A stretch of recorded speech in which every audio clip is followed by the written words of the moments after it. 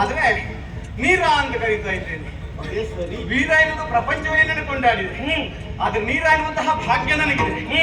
ಹಾಗಾಗಿ ಹೆಮ್ಮೆಯಲ್ಲಿ ನೀರ ಅಂತ ಕರೆದದ್ದು. ಸರಿ, ಜೊತೆಗೆ ನಮಸ್ಕರಿಸಿ. ಆದ್ರೆ ಈ ರೀತಿಯಾಗಿ ಬರುವುದಕ್ಕೆ ಕಾರಣ ಏನು? ನನಗದೇ ಆಶ್ಚರ್ಯವಾಗಿ ಹೋಯಿತು. ಒಮ್ಮೆ ನಿಬ್ಬೆರಗಾಗಿ ನೋಡಿದ ಯಾರು ಯಾರು ಎಂಬುದಾಗಿ ಯಾರ್ಯಾರು ಅಲ್ಲ, ನನ್ನ ಹೆಣ್ಣು. ಹೌದು, ನಿನ್ನ ಅಷ್ಟೇ ಅಲ್ಲ, ನಿಮ್ಮ ಹೆಣ್ಣು, ನಮ್ಮ ಹೆಣ್ಣು.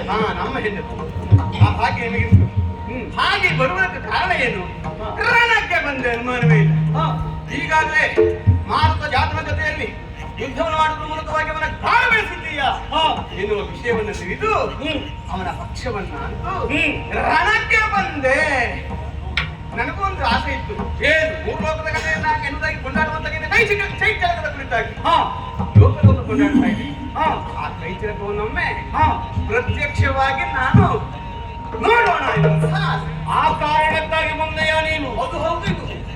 ರಮಣಿಯೇಲಿಗೂ ನಿನ್ನ ಗಮನ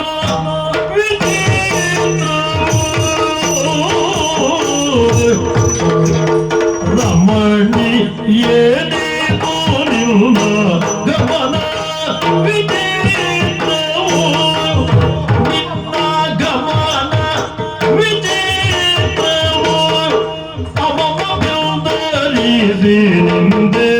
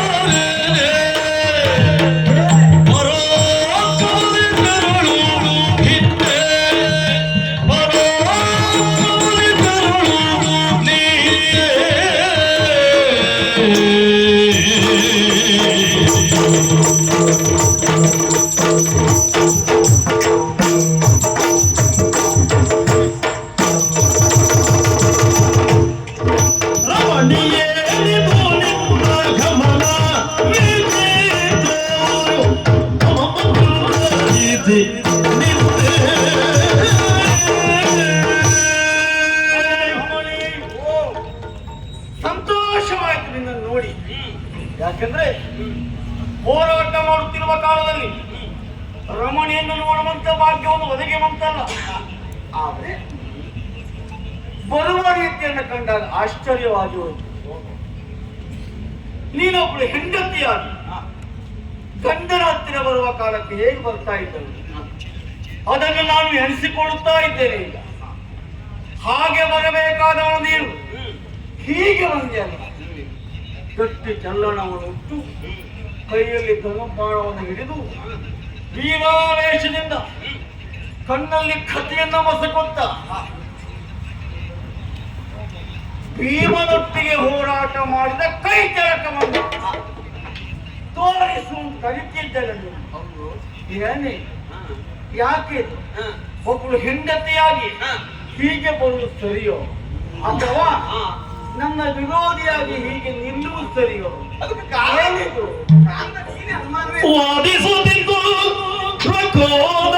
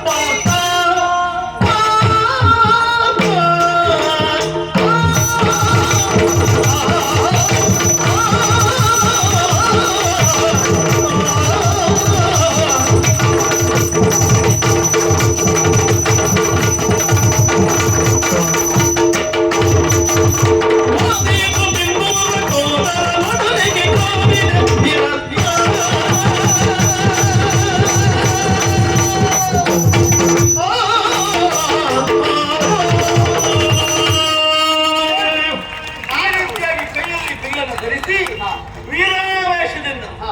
ನನ್ನ ಇದರಾಗಿ ಬಂದೆಯಲ್ಲ, ಹೌದು. ಯಾಕೆ ದ್ರೌಪದಿ? ಈಗಾಗಲೇ ನಿನ್ನಲ್ಲಿ ಭೀಮನಲ್ಲಿ ಬಹು ವಿಷಯಕವಾಗಿ ಬಹು ವಿಧವಾಗಿ ಮಾತುಕತೆ ನಡೆದಿದೆ ಅಂತ ನಾನು ಕೇಳಿದ್ದೇನೆ. ಹೌದಾ?